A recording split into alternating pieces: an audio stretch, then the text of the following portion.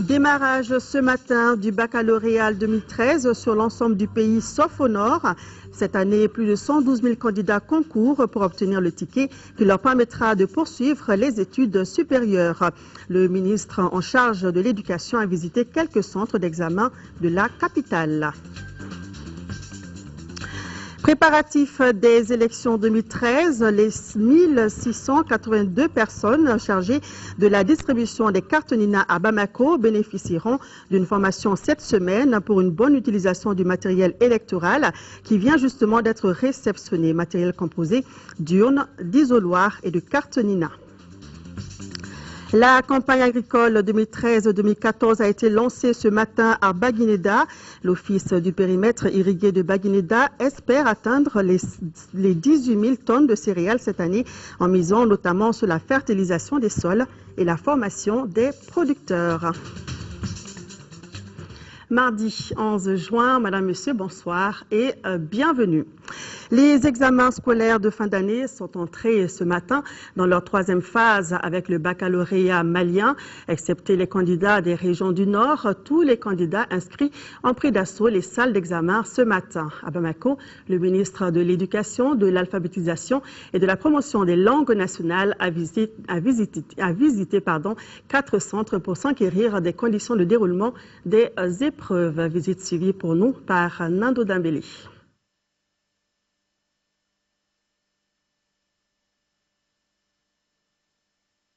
Saloum Traoré maintenant, LBK. 112 503 candidats, 216 centres répartis en 4 238 salles d'examen pour 8 476 surveillants, 52 544 candidats pour le district de Bamako. Voilà le baccalauréat 2013-2014 en chiffres. Un examen qui a démarré ce matin à 8 h, toutes séries confondues, en présence du ministre des tutelles, accompagné des autorités administratives et politiques du district de Bamako. Le constat qui se dégage, c'est que les examens, à l'instar de l'année scolaire, se déroulent normalement et à notre grande satisfaction. Parce que il y a beaucoup de rumeurs. Quand on organise les examens, les gens se prêtent à faire courir des rumeurs. Nous savons très bien le travail que nous avons fait au niveau des directions centrales. Nous avons pris des dispositions de façon à minimiser absolument les fuites. C'est au centre du lycée Mamadou Mbotch de Sébenikoro que le ministre a ouvert solennellement l'enveloppe contenant les épreuves. Par rapport aux rumeurs qui font état de fuite des épreuves du diplôme d'études fondamentales d'EF, le ministre Bokar Moussa Diarra rassure. Il n'y en a pas eu jusqu'à ce matin. Contrairement à certaines allégations, ça n'a aucun fondement. Et les examens se font à diverses étapes. Au niveau central, les dispositions, comme j'ai dit, ont été prises pour minimiser au maximum ces fraudes. Mais les examens se prolongent et se déroulent dans des centres d'examen avec d'autres acteurs. Nous avons élaboré des consignes que nous avons fait passer au niveau de tous les centres d'examen. Parce qu'il suffit simplement qu'après l'ouverture des enveloppes, que par mégarde ou imprudence d'un surveillant et qu'une épreuve sorte du centre, immédiatement c'est démultiplié dans les cyber et on dit il y a fuite, il n'y a pas de fuite. Contrairement à leurs camarades des autres régions, les candidats des régions du nord du pays subiront leurs épreuves dans les prochains jours.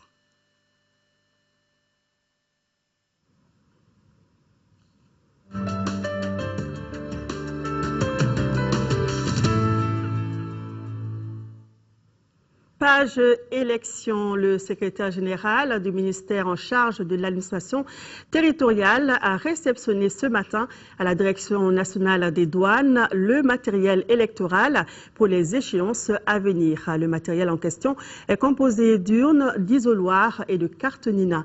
C'était en présence des représentants de la CENI, de la DGE et de la presse. Agibou Koulibaly. Le procès Sésame est enfin arrivé à Bamako. Il s'agit des cartes Nina. Ce sont environ 1 million de cartes Nina qui concernent les électeurs des régions de Kidal, Gao, Tombouctou et 2 cercles de la région de Kaï. En plus de ces cartes Nina, le complément des urnes et des isoloirs pour les régions du nord du Mali sont aussi arrivés. L'arrivée de ce lot de cartes signifie pour nous que même ceux qui avaient quelques doutes encore, je pense que ce doute n'est désormais plus permis. Il est bien évident pour nous que les élections auront bel et bien lieu le 28 juillet, conformément à la feuille de route et à l'engagement du Mali et de tous ses partenaires techniques et financiers. Ces cartes, comme vous savez, constituent une étape décisive pour nous parce que tout le système électoral de cette année 2013 est bâti autour des cartes Nina. Selon le président de la commission logistique des élections, la remise officielle des cartes Nina est prévue pour le mois de juillet prochain et 2000 équipes s'occuperont de leur distribution. On est obligé de nous organiser très rapidement pour l'acheminement sur les localités. Nous avons les régions du nord, c'est-à-dire composées de Kidal, de Gao et de Tombouctou, plus une partie de la région de Caille. Je suppose que, conformément à notre habitude, quand on fait la mise en place du matériel, nous commençons par les régions les plus éloignées. Généralement, c'est les régions du nord, Caille, ensuite les Maliens de l'extérieur, etc. Mais comme on a les cartes pour les régions du nord, il s'agit maintenant de prendre les dispositions pour leur mise en route. Il n'y a pas de doute, les déplacés, réfugiés et toutes les régions du nord du Mali, y compris Kidal, vont pouvoir voter avec leur carte Nina pour les élections du 28 juillet prochain, ont rassuré les représentants de l'administration territoriale. 1682 personnes seront mobilisées pour la distribution des cartes Nina au niveau du district de Bamako. Elles devront suivre une formation 7 semaines sur la conduite à tenir. C'est l'une des informations que l'on retient de la rencontre entre le gouverneur du district et la presse. C'était cet après-midi. Georges Togo a par ailleurs déploré la timidité au niveau des différentes commissions d'établissement des listes électorales. Le reportage de Mohamed Diarra. Pour la réussite de l'élection présidentielle de juillet prochain à Bamako, le gouvernement du district opte pour 2 stratégies, l'information et la sensibilisation. En décidant de rencontrer les journalistes, le gouverneur Georges Togo entend rétablir le pont entre son équipe et les hommes de médias, vecteurs de communication. Nous sommes convaincus que la communication est un facteur clé pour la réussite de toutes ces actions en direction de la population, en direction de la masse. Donc, avec le concours de la presse, nous pensons que nous pouvons très certainement changer l'évolution des choses. Dans son exposé, le conseiller aux affaires administratives a fait le point de la situation. Les commissions d'établissement des listes électorales sont à pied d'œuvre. Le matériel électoral disponible, alors que la formation des équipes chargées de la remise des cartes Nina se poursuivra. 1682 personnes auront la responsabilité de faire ce travail. Nous avons déjà assurer une première formation de tous les agents qui ont été retenus dans le cadre de cette formation. Et pour avoir un travail le plus parfait possible, nous envisageons aussi une seconde formation et renforcement des capacités de toutes ces équipes afin que le travail de distribution se fasse de la façon la plus adéquate. En tout cas, le gouverneur a rassuré les journalistes que sa circonscription est prête pour l'élection présidentielle. L'inconnu reste pour le moment le taux de participation qui reste le terrain d'Achille des élections. Sur ce point, le gouverneur compte beaucoup sur la presse. L'ambassadeur du Mali au Sénégal informe la communauté malienne résidant dans la juridiction de l'ambassade du Mali à Dakar de la mise en place de la commission administrative d'établissement des listes électorales et du démarrage de ces travaux le 5 juin dernier dans la salle de banquet de la chancellerie. À cet effet, l'ambassadeur invite les électeurs potentiels de la juridiction à se présenter devant la dite commission pour la validation de la liste et le cas échéant faire procéder à un transfert et choisir leur lieu de vote. Ces opérations dites d'établissement des listes électorales prendront fin le 15 juin prochain. La liste des électeurs potentiels affichés devant l'ambassade facilitera les recherches auprès de la commission. Ici au Mali, un dispositif d'anticipation des conflits électoraux désormais fonctionnel à Kadiolo, c'est en 3e région. Un projet a été lancé à cet effet jeudi dernier, une initiative de l'association Conseil pour le développement ACODE en partenariat avec le PNUD. Il vise à renforcer les capacités des communautés bénéficiaires afin de réussir les échéances électorales. Le reportage de Fatoumata Diallo. Mobilisons-nous pour des élections réussies. C'est le credo du projet de renforcement de la démocratie à travers la prévention et la gestion des conflits électoraux qui vient d'être officiellement lancé à Kadjoulou. Fruit du partenariat entre l'Association Conseil pour le développement ACODE et le PNUD, Programme des Nations Unies pour le développement, le tout nouveau projet se fixe comme objectif l'appropriation du processus et de la loi électorale par les communautés bénéficiaires et leur renforcement de capacités en prévention et résolution de conflits électoraux. Cela pour l'amélioration du taux de participation d'une part et d'autre part pour des élections crédibles et apaisées. Le partenariat ACODE-PNUD, qui durera 4 mois dans le cadre de ce projet, permettra de mener des actions probantes autour de la loi électorale nouvelle, notamment le processus du vote, la biométrie, la carte NINA. Pour la réussite donc de ces actions, aucun effort ne sera de trop pour les acteurs du projet qui ambitionnent de toucher tous les villages du cercle de Kadjoulou. Nous avons mis en place une stratégie qui va consister à réaliser des ateliers de formation, des réunions publiques, des séances radiophoniques. D'où l'appréciation portée à cette idéologie par les autorités politico-administratives de Kadjoulou. Je reste convaincu que grâce à ce projet, les élections de 2013 se déroulant dans un climat apaisé dans le cercle de Kadjoulou. Des questions d'éclaircissement ont permis à l'assistance de fonder leur espoir sur ce projet de 11 millions de francs CFA qui couvrira outre Kadjoulou le cercle de Yanfolila. Accroître le taux de participation aux élections prochaines dans la région de Ségou, c'est l'objectif d'un nouveau projet lancé cette semaine. Le projet initié par l'Association pour la promotion du secteur rural et urbain et la Fondation nationale pour la démocratie va coûter 16 millions de francs CFA. La correspondance de Kandesila. Le projet de consolidation de la démocratie au Mali qui vient d'être lancé au cours de cette cérémonie officielle s'intéresse à une cinquantaine de membres des organisations de la société civile des cercles de Ségou et de San. Cette initiative de l'ONG APSRU, Association pour la promotion du secteur rural et urbain, en partenariat avec la Fondation nationale pour la démocratie, vise à l'orée des élections à initier des activités de formation et de sensibilisation à l'intention des 10 organisations pour une participation positive à ces élections. Il s'agira aussi d'organiser un séminaire régional pour mettre ensemble des acteurs de la société civile, des acteurs impliqués dans les processus des élections pour analyser et voir les pertinences du faible taux de participation des citoyens aux élections. Aussi, une décentralisation forte passe par une société civile apte à participer aux actions de gouvernance. En se fixant aujourd'hui comme objectif d'appuyer la consolidation de la démocratie au Mali, l'ONG APSRU et son partenaire américain démontrent ainsi leur réelle volonté d'accompagner le gouvernement malien pour un développement harmonieux, gage d'une paix durable. Le coût de ce projet qui dure 9 mois est estimé à 16 millions de francs CFA. On note enfin que l'ONG APSRU, qui couvre 5 des 7 cercles de la région, intervient dans des domaines divers comme la gouvernance locale et l'émergence des femmes et des jeunes.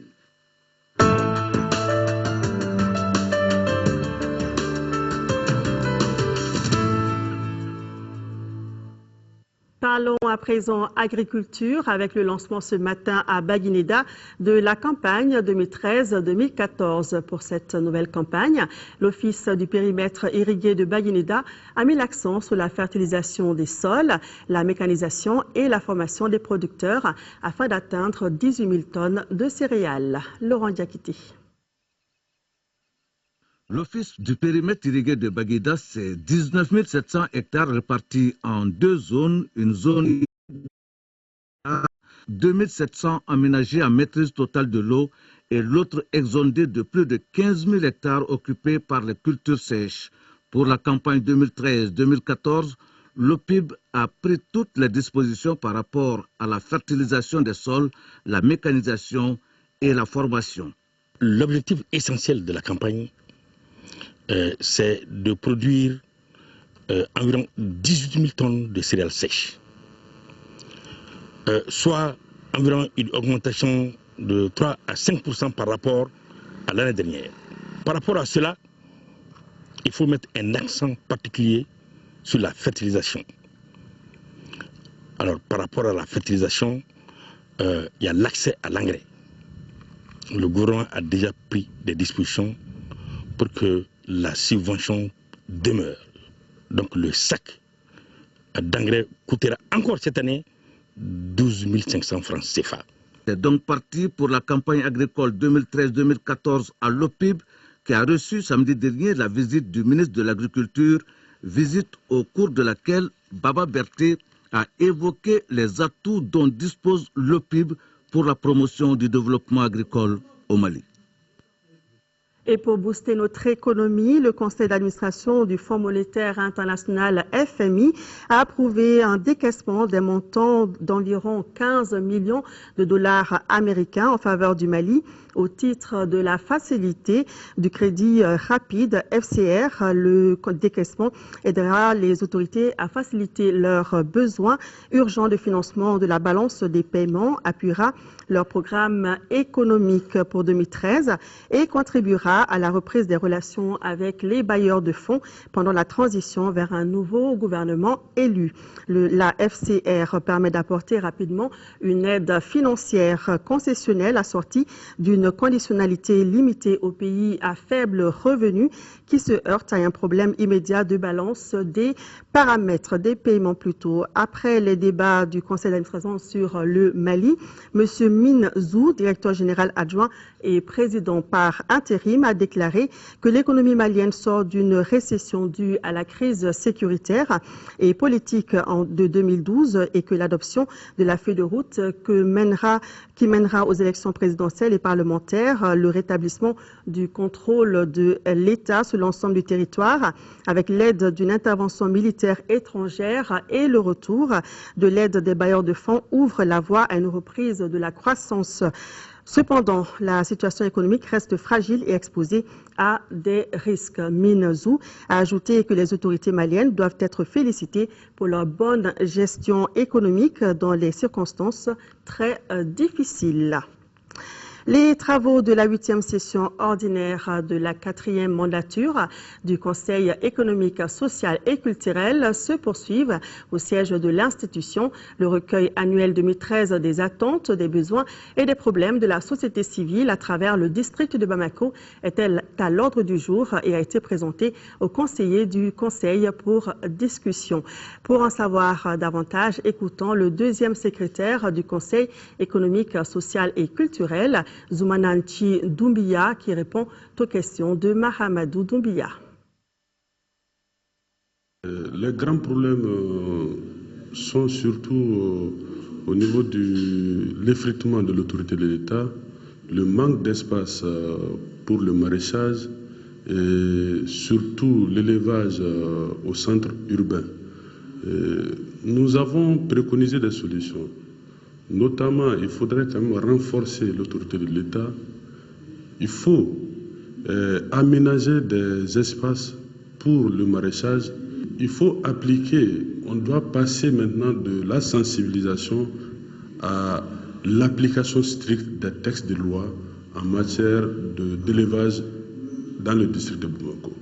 Le Conseil économique, social et culturel est une force de proposition et non de décision. Nous recueillons les problèmes et nous apportons des solutions à l'attention des décideurs. Donc nous pensons que les pouvoirs publics vont prendre les mesures idoines en vue de trouver des solutions aux problèmes posés. Est-ce que vous êtes satisfait de ce que le gouvernement fait en réponse à ce que vous demandez? Le gouvernement fait tant que mieux, mais peut mieux faire. Nous pensons quand même qu'il y a des secteurs prioritaires sur lesquels il faudrait s'apaisantir, notamment la sécurité, notamment le domaine agricole, qui sont des vecteurs essentiels pour le développement d'un pays.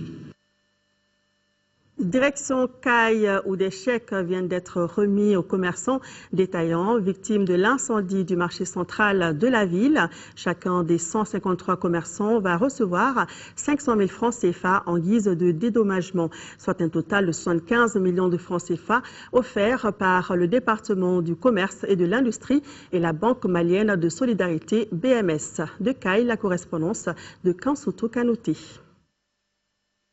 Suite à l'incendie qui a ravagé le marché public de Caille le 27 mars dernier, le gouvernement du Mali a tenu à apporter une assistance aux commerçants détaillants victimes et ce, malgré les moments difficiles que traverse notre pays. Ce sont 153 bénéficiaires qui ont déjà ouvert chacun un compte dans les livres de la BMS pour cette première étape de l'opération de financement des sinistrés. Ils bénéficieront chacun d'un prêt de 500 000 francs CFA, soit un montant de plus de 75 millions de francs CFA. L'incendie du marché central de Caille est venu s'ajouter à la crise sécuritaire qui touche notre pays depuis 2012 et qui a fait beaucoup de victimes, parmi lesquelles des milliers de commerçants détaillants des régions de Mopti, Tombouctou, Gao et Kidal. Pour faire face à ce triste constat et soulager la souffrance de ces commerçants détaillants, mon département a mis en place, en partenariat avec la Banque malienne de solidarité, le Fonds auto-renouvelable pour l'emploi et les centres de gestion agréés, une opération spéciale de financement des 10 commerçants détaillants. Selon Tchik Koulibaly, chef de service marché PME, PMI et investissement, la BMS est la première banque à accompagner le projet d'appui aux commerçants détaillants et demeurera toujours aux côtés du département du commerce et de l'industrie dans sa lutte contre la pauvreté à travers l'appui aux PME, PMI et aux activités génératrices de revenus.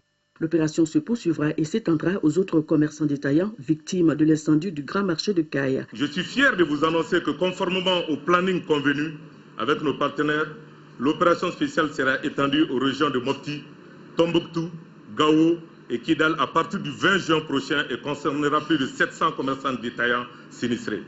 Le président du conseil d'administration du CGA, Caille Demeton, Cheikh Tidiane Traoré, a quant à lui salué le gouvernement du Mali pour avoir redonné de l'espoir à ces femmes et à ces hommes qui ont tout perdu dans l'incendie, avant d'ajouter que ces prêts octroyés aux sinistrés pour une durée de 2 ans doivent à terme profiter à d'autres commerçants.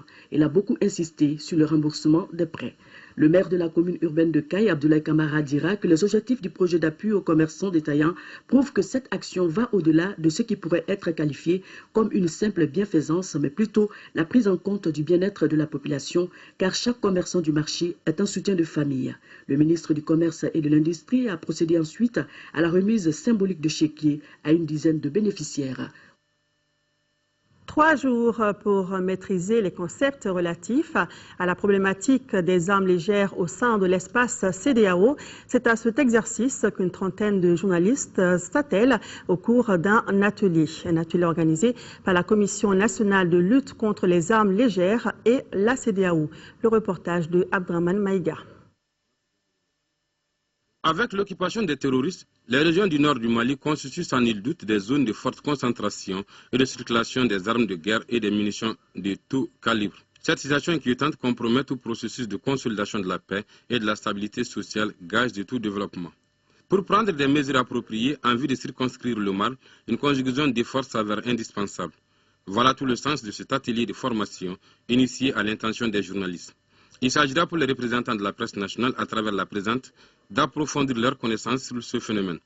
L'objectif recherché est d'obtenir l'engagement d'une trentaine de journalistes qui accompagneront la Commission dans ses efforts de lutte contre ces fléaux. L'ampleur des méfaits de ce phénomène est telle que sa gestion doit mobiliser en plus des forces armées et de sécurité tous les citoyens du pays, surtout les médias, afin d'assurer une sensibilisation efficace des populations. Cette rencontre de 3 jours sera également l'occasion pour les hommes des médias d'apprendre les techniques pour une meilleure sensibilisation des populations sur les dangers liés à la circulation de ces arsenaux de combat dans la bande sahélo-saharienne. Dans cet espace, plus d'une dizaine de milliers d'armes alimentent les conflits intracommunautaires. Les acteurs de cette lutte contre les engins de la mort et les journalistes doivent donc naturellement faire une alliance pour le triomphe des droits humains et des droits à la vie tout court. Ces journalistes ainsi formés seront des relais qui appuieront notre pays pour atteindre les objectifs de son plan d'action quinquennal 2010-2014 relatif à la lutte contre les armes légères et les petits calibres et à aider la communauté des États de l'Afrique de l'Ouest dans son combat de promotion d'une paix durable au sein de cet espace désertique. Voilà, et dans le cadre de l'intervention de la MINUSMA au Mali, nous rappelons que c'est le général rwandais Jean Bosco Kazura qui a été désigné hier pour diriger la MINUSMA, la force des Nations Unies au Mali. Il sera secondé par un général nigérien et un chef d'état-major français. Demain, 12 juin, c'est la journée mondiale contre le travail des enfants. Non au travail des enfants dans le travail domestique, c'est le thème retenu pour cette 12e édition. Sachez qu'au Mali, donc 2 enfants sur 3 travaillent donc à la maison. Et tout de suite, le message du ministre en charge du travail. Ces propos sont recueillis par Rachel Tessougui.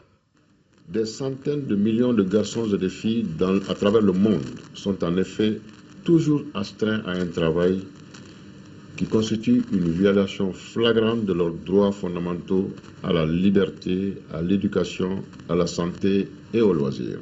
Les mauvais traitements infligés aux enfants dans le travail domestique sont beaucoup trop courants.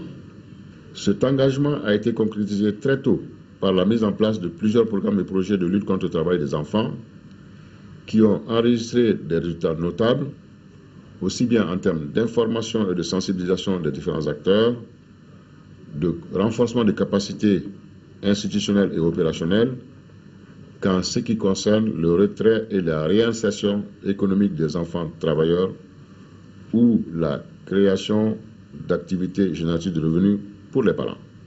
À cet égard, le gouvernement entreprendra des mesures pour évaluer avec plus d'exactitude la situation de ces enfants et revoir nos plans, programmes et projets en vue de les adapter à ce contexte particulièrement difficile pour ces enfants. Le gouvernement vient d'adopter un projet de code du travail pour porter l'âge minimum d'accès à l'emploi de 14 à 15 ans, conformément aux normes internationales auxquelles il a souscrit. Voilà, à l'instant, le ministre en charge du travail qui nous livrait son message à l'occasion de la journée mondiale contre le travail des enfants célébrée demain. En prélude au colloque sur la justice transitionnelle prévu du 17 au 19 juin prochain, les membres de la famille judiciaire sont en conclave sur le sujet. Cette journée d'échange permettra aux participants de comprendre le lien entre la justice classique et la justice transitionnelle. Mamouro Sidibé nous en dit plus. Cette journée d'information et d'échange avec les magistrats, les officiers de police judiciaire, les acteurs de la chaîne pénale, les ordres professionnels de la justice se classent dans le registre des activités préparatoires du colloque sur la justice transitionnelle. Organisé par le ministère de la Justice, il s'agit pour les participants de s'approprier le concept de justice transitionnelle et susciter la réflexion sur la mise en place des mécanismes et instruments de la justice transitionnelle. Il faut que chaque pays, dont le Mali, définira sa propre marche à suivre dans ce domaine. Mais le fait de pouvoir prendre connaissance de ce qu'ont été les expériences des autres pays, avec parfois des succès, parfois des échecs, est un avantage énorme pour le Mali, qui est sur le point de définir sa propre conduite dans ce domaine. À travers un film documentaire, les participants ont compris que la justice transitionnelle s'impose de plus en plus comme un mécanisme de règlement pacifique des conflits. Dans plusieurs pays du monde, qu'il s'agisse de la transition guerre-paix ou d'un régime autoritaire ou dictatorial à la démocratie, le concept de justice transitionnelle s'est imposé comme une étape nécessaire pour passer d'un passé divisé à un avenir partagé selon la définition du Centre international pour la justice transitionnelle. Cette journée permettra aux acteurs de la justice de mieux comprendre le lien entre la justice classique et la justice transitionnelle en vue de proposer au colloque un modèle de justice transitionnelle conforme aux besoins de justice et de paix du peuple malien. Le ministre de l'administration territoriale, de la décentralisation et de l'aménagement du territoire et le ministre des Affaires religieuses et du culte, sur la base de la délibération de la Commission nationale d'observation de la Lune chargée de la fixation des dates officielles des fêtes musulmanes et du début du mois de Ramadan, informe la communauté musulmane que le mois lunaire Chaban ou Sunkalo Makono a débuté au Mali ce mardi 11 juin. Solidarité en 5e région, après les populations de Kona, c'est au tour de celle de Mopti de bénéficier de l'aide de l'ONG humanitaire Direct Aid. Plus de 31 tonnes de vivres distribuées pour 17 millions de francs CFA. Mahamar Ibrahim Touré.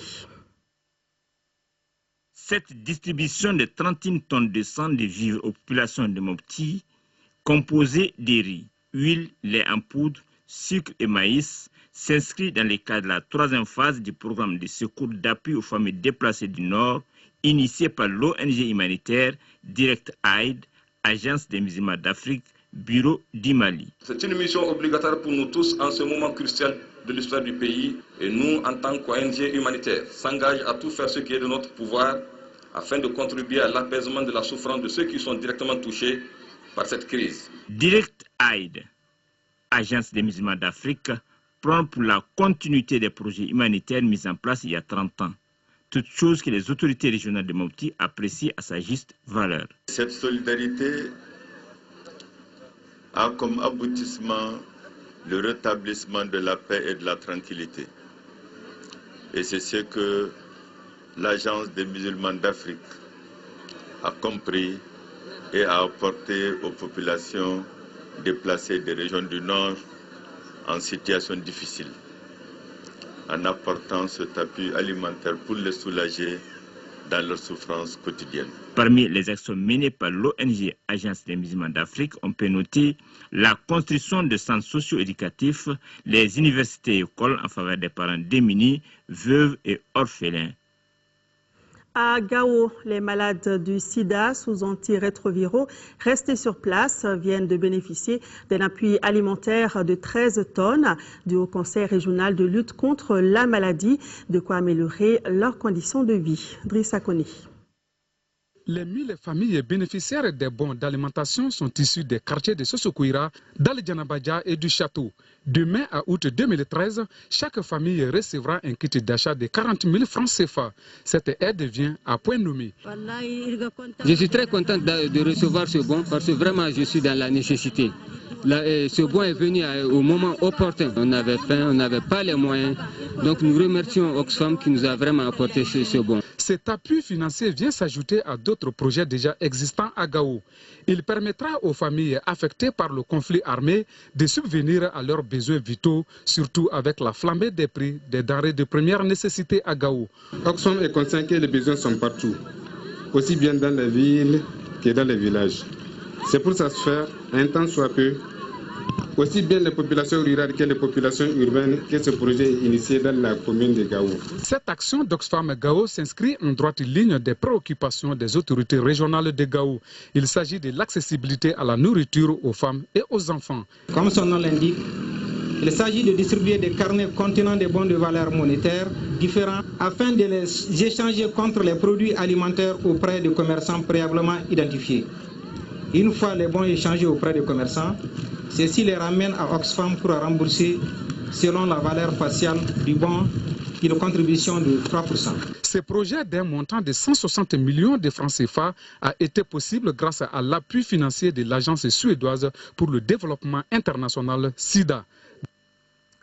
Depuis le 31 mars 2012, les populations de Gao n'avaient pas accès à la carte d'identité nationale. Il fallait se déplacer à Mopti, à plus de 500 km pour en avoir une. Maintenant, c'est du passé puisque la carte est à nouveau disponible sur place, délivrée par le commissariat de police de Gao au grand bonheur des populations. Retrouvons Drissa Kodi.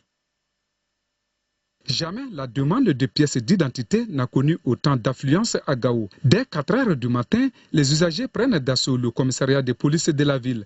Chacun veut se procurer la carte nationale de son pays, le Mali. Une véritable joie pour les uns qui ont été contraints de se débarrasser de toutes pièces maliennes par le MNLA et pour d'autres à cause de l'expiration de la date de validité ou la perte de cette pièce précieuse. Je suis fonctionnaire. Et je ne dois pas rester sans carte d'identité parce que le Mali, là, je ne l'abandonne jamais pour une autre chose. C'est avec fierté et avec soulagement qu'aujourd'hui je viens chercher ma nouvelle carte d'identité et que je suis très content de la reconquête des régions nord du Mali. On dit vive à l'armée malienne, vive à l'AMISMA, vive à l'armée française. Les agents de la section identité présents à 6 heures sont déterminés à servir ces populations meurtries malgré les conditions de travail difficiles. On travaille dans toutes les difficultés parce qu'il n'y a pas de courant. Bon, on se débrouille avec les gens comme ça. Compte tenu de la situation, il y a beaucoup de gens qui demandent des cartes. On a beaucoup de demandes. Au départ, on a commencé 25, mais maintenant on va jusqu'à 100 et quelques. Du début des opérations, à satisfaire tant soit peu ceux qui viennent. Le prix, c'est le prix normal, 1000 francs le reçu, et puis le prix des timbres. C'est ça le prix d'établissement de la carte d'identité. On a souvent des problèmes de timbres parce que pour le moment, les impôts ne sont pas là. Donc, c'est des gens qui achètent à Bamako pour venir vendre ici. Donc ça, c'est ça la difficulté. Toutes les activités se déroulent sous l'œil vigilant d'une brigade spécialisée de la police qui mène un contrôle minutieux avant tout octroi des cartes. Retour à Bamako avec la signature hier de la convention collective du secteur pharmaceutique privé du Mali. Le document a été signé par le ministre du Travail, de la fonction publique et des relations avec les institutions. La dite convention revalorise les conditions de travail et de vie des employés en pharmacie privée. Adama Kodjo. Les employés en pharmacie privée peuvent désormais pousser un ouf de soulagement.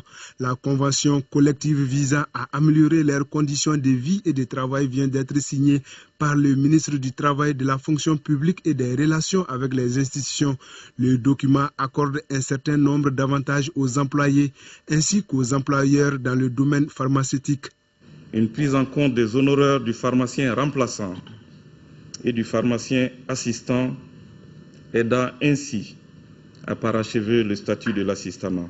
Des avantages accordés aux employeurs, avec une meilleure définition du cadre de collaboration pour une meilleure motivation au sein de l'entreprise.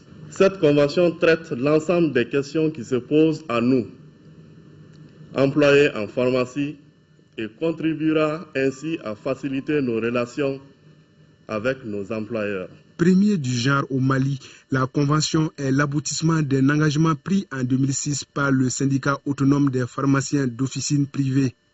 Une bonne prise en charge des patients exige aussi une bonne maîtrise de son travail, d'où la nécessité d'une formation continue. Quant au ministre du Travail, de la fonction publique et des relations avec les institutions, il a salué les uns et les autres pour la signature de la convention qui met en confiance les acteurs clés des officines privées. Si les employeurs et les travailleurs se mettent d'accord, c'est ce qu'on appelle le contrat social. Lorsqu'ils le matérialisent à travers des documents écrits et des actes juridiques comme une convention, eh bien le ministre du Travail est un homme heureux parce que les relations sont clairement définies, les droits et les obligations de tout un chacun sont définis et le cadre du dialogue social est clairement établi. Le ministre a invité toutes les parties concernées à faire bon usage du document pour le développement harmonieux du secteur. Le laboratoire allemand Dunk Pharma vient de remettre une importante quantité de médicaments au ministère de la Santé pour les populations du Nord. Dunk Pharma vient ainsi renforcer les actions entreprises dans ce sens par les autorités pour approvisionner correctement les populations en médicaments. Retrouvons Adama Kodjo. 30 millions de francs CFA, c'est la valeur du lot de médicaments offerts par le laboratoire allemand Dengpharma. Les populations du Nord en sont les bénéficiaires. Le don est composé d'antibiotiques, d'antalgiques et d'antipaludiques. Les médicaments sont fabriqués en Allemagne. Ils répondent aux mêmes normes du marché allemand. C'est pourquoi toute la joie, toute notre satisfaction de pouvoir faire bénéficier ces patients du Nord des médicaments qui sont d'excellente qualité. L'acte que nous posons aujourd'hui ne saurait être considéré comme une intervention ponctuelle. Il entre plutôt dans une logique d'action sociale que notre structure développe inlassablement depuis son implantation au Mali. La disponibilité et l'accessibilité des médicaments de qualité partout dans le pays, voilà un des soucis majeurs du gouvernement. C'est pourquoi le ministre de la Santé a salué la générosité du donateur.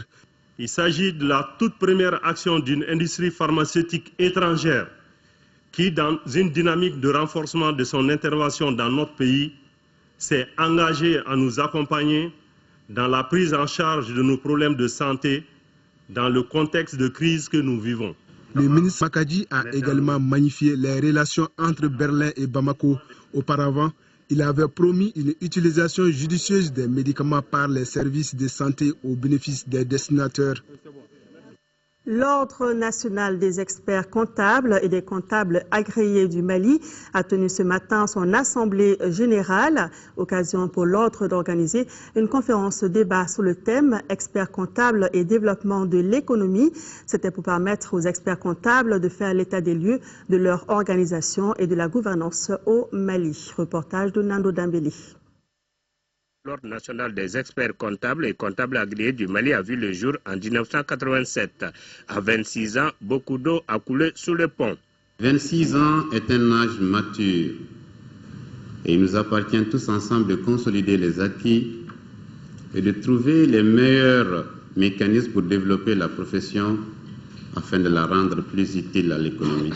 Couplée avec la journée africaine de la comptabilité, cette assemblée générale est placée sous les signes du développement et de l'intégration, d'où le choix du thème « Comptabilité et développement de l'économie ». Si nous voulons rompre ces cycles infernaux, il n'y a pas mieux que l'avènement d'un pouvoir politique fort, dirigé par des hommes et des femmes au comportement exemplaire, capables de rompre avec les pratiques antérieures. C'est une condition sine qua non. Tout en saluant les efforts de renforcement des capacités des structures de contrôle des finances publiques et la mise en place d'une stratégie nationale de contrôle interne, l'Ordre fait de la lutte contre la corruption et la délinquance financière son cheval de bataille. En ce moment, plus que jamais, notre pays a besoin de soutien de la profession comptable. La première assemblée générale, que vous allez tenir ces structures à un moment où l'arrêté portant un règlement général de l'Ordre national des experts comptables et comptables agréés du Mali a été enfin signé. Au terme de cette assemblée, l'Ordre demande l'adhésion du Mali à la Fédération internationale des comptables et la création d'un centre de formation de futurs experts comptables, auditeurs internes, contrôleurs de gestion comptable. Un mot de sport football, championnat national de Ligue 1. 2 matchs ont été disputés hier au compte de la 25e journée. Le CSK a battu le COB par 3-1. Les 11 créateurs de Nyarela, quant à eux, ont été battus 1-0 par le CS Dougoulofila. Le résumé des deux rencontres avec Siragatou Sissi. Le CS Dougoulofila est arrivé à Bamako la peur au ventre. L'équipe a besoin de victoires face aux 11 créateurs de Nyarela pour consolider définitivement son maintien dans l'élite. Les Kouloukoroa, ici en bleu marine, ont tenaillé les 11 créateurs de Nyarela. La défense a fait bloc derrière. À la 42e minute, Sori Traoré profite d'une mésentente entre le gardien et un défenseur des 11 créateurs pour marquer l'unique but du match. Un succès salvateur pour le CS Dougoulofila, 7e 34 points à 5 journées de la fin de la saison. Les 11 créateurs de Nyarela, 5e 39 points, traversent actuellement une mauvaise passe. Comme au match aller, le CS Dougoulofila a pris le meilleur 1-0 sur les 11 créateurs de Nyarela. Le second rendez-vous CSK-COB avait un double enjeu pour les deux équipes. Le CSK cherche à rester en Ligue 1, tandis que le COB est en course pour la 2e place. Le match a été tactiquement gagné par les centristes. Le COB a même ouvert le score à la 20e minute par Sidi M. Keita, suite à une heure monumentale du gardien Alassane Diallo. Le CSK reprend assez vite ses esprits. Le jeune Bouye Kanté, d'un centre millimétré, permet à Mohamed Keïta d'égaliser à la 31e minute. Le COB subit la foudre des jeunes centristes. Juste à la mi-temps, Mamadou Diawara transforme un penalty. 2-1. La deuxième mi-temps sera totalement en faveur du CSK. Sidi M. Keïta tue le match à la 56e minute. 3-1, score final. Le COB, 3e 44 points, accuse 6 points de retard sur l'AS Real. Le CSK, 10e 30 points, peut toujours espérer de maintien en Ligue 1. Communiqué de la commission de suivi de mécanismes de taxation des produits pétroliers sur la base des prix fournisseurs du mois de juin 2013, les prix indicatifs plafond à la pompe des produits pétroliers en vigueur restent inchangés, excepté le prix non subventionné du gaz butane. À titre de rappel, ils sont de supercarburant sans plomb, 750 francs CFA le litre, pétrole lampant 565 francs CFA, gasoil 665 francs CFA le litre, distillat diesel oil DDO 665 francs CFA, fuel oil 475 francs CFA et jet A1 est libre. Il faut noter que le prix subventionné du kilogramme du gaz butane est de 584 francs CFA. Par conséquent, le prix de vente de la bouteille de 2,75 kg est de 1605 francs CFA et celui de la bouteille de 6 kg est de 3500 francs CFA. Quant au prix non subventionné du kilogramme, il est de 996 francs CFA. Voilà, c'est tout pour